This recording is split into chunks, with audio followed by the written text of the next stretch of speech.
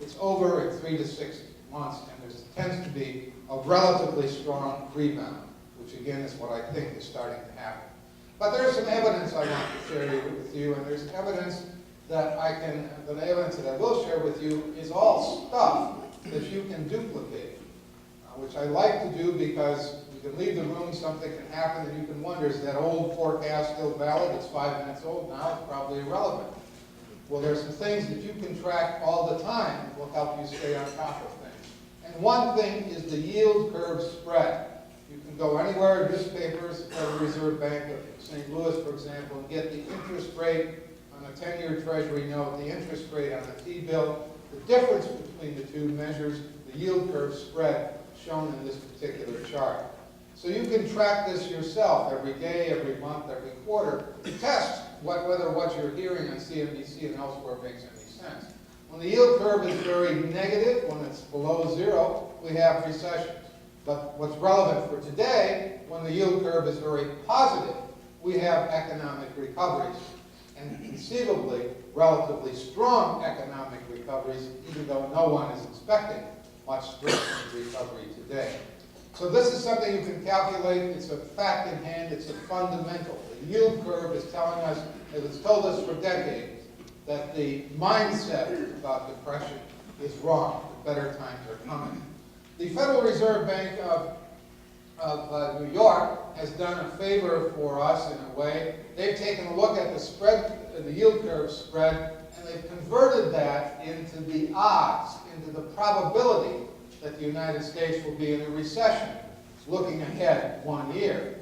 And when you look at this chart, which you can get for free from the New York Fed, from the Cleveland Fed, you can follow it yourself, you can track it in the future, is telling us that the odds of a recession this summer are zero, or so close to zero that only a PhD student in economics would care about the difference. So the yield curve is telling us to expect better times for the economy. The economic indicators are also telling us not that the economy should recover, which is the message from the yield curve, but that it is starting to. And I want to talk about just 2 or 3 economic indicators that have an advantage over all the thousands, hundreds of thousands of economic statistics you could follow, because they don't get revised, because they're available in real time. We don't have to wait for them. We find out what they are immediately, because they give very, very clear signals most of the time. One of these things is commodities prices. When commodities prices are falling, the economy is going down the tubes, to use a technical term. When commodities prices are rising, it's a sign of economic growth, sometimes distorted by speculators, but for the most part, a sign of economic growth. Commodities prices are rising. You can look this up in Barron's, Wall Street Journal, anywhere. The next thing to look at, again, an indicator that is superb, because it doesn't require me to interpret it for you. It doesn't get revised. It has good, reliable signals, is unemployment claims. The number, the actual count of people who are fired or laid off and filed for unemployment for the first time. They have a tremendous incentive to do that, to keep their incomes coming in, and the government is actually able to count the number of applications very, very accurately, especially with computers. They don't mess this up too much. The rule here is when unemployment claims are rising, the economy is going down the tubes. When claims are falling, fewer people are being fired and laid off, the economy is turning around. One of the first pieces of evidence we ever get about economic improvement is a rise in unemployment claims. Now an indicator you would think some economists thought of one night while drinking scotch or ingesting some kind of mood-altering substance of some sort. Not that economists would ever do that. You make a ratio of the two. Who would think if we divide commodities prices by unemployment claims, who would even think of trying that?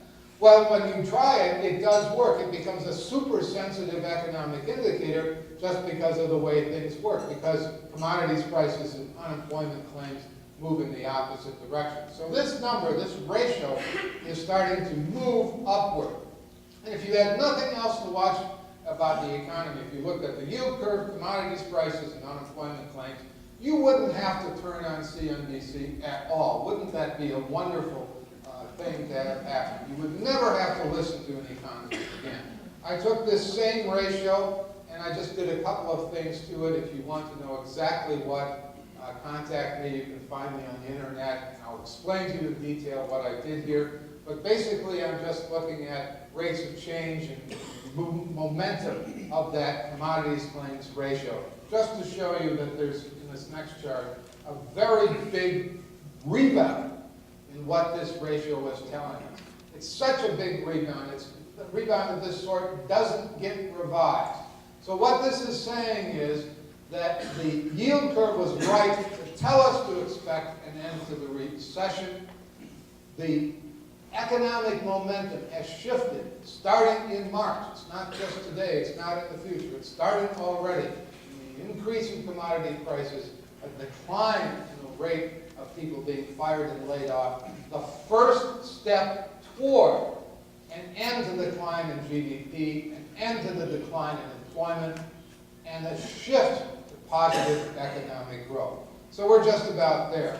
I'm going to stick with the broad level of economic activity, but I did want to talk just briefly about the housing sector, where supposedly all of our problems started. There are two lines on that particular chart.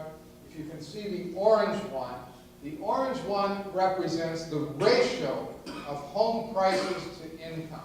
And the relevance here is that in the olden days, before the boom in this century, the ratio of home prices to income tended to be around 2.9, which meant that the median family tended to buy a home that cost 3 times their level of income.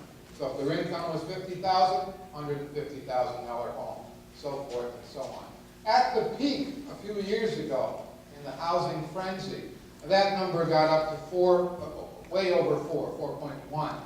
So now the median family with $50,000 income was buying a $200,000 home. And this was the sign that home prices were out of line with what people could handle comfortably over time, particularly in times of economic distress. That number is now fallen because of the decline in home prices and the continuing rise in income to less than its long-run historical average. So the problem with home prices is in essence over. It's been corrected. Now we may be in a phase where people say, well, if it's going down so much, maybe it'll go down a little bit more, the opposite of what they did back in 2005. But this is rapidly becoming no impediment to an economic recovery. So I wanted to touch on that, and then lastly, to summarize, to look at things for the stock market. I do a lot of work in the stock market. And if you are a long-term investor, very rare breed these days, if your horizon is 3 to 5 years, not 3 to 5 minutes, stocks are cheap. You should go back in the market. You should buy. You should increase your allocation. I am bullish on the economy and the stock market relative, certainly, to the people who have the depression mindset. So I looked at the depression mindset, which has been the consensus. I gave you an alternate thesis, shock and rebound. I showed you some evidence that you can duplicate the yield curve that says things should get better. I showed you some economic statistics which are better than any other that I've ever found that are pointing in a positive direction. You too can duplicate them. Commodities prices, unemployment claims. All of this means that the economy is bottoming. The stock market probably did bottom back in March. It's a big relief to me, for me, to be able to look you all in the eye and say those things. But it doesn't mean that happy times are here again for all of us in the room, especially the industries that you represent. Thank you so much for your time and careful attention. Thank you very much.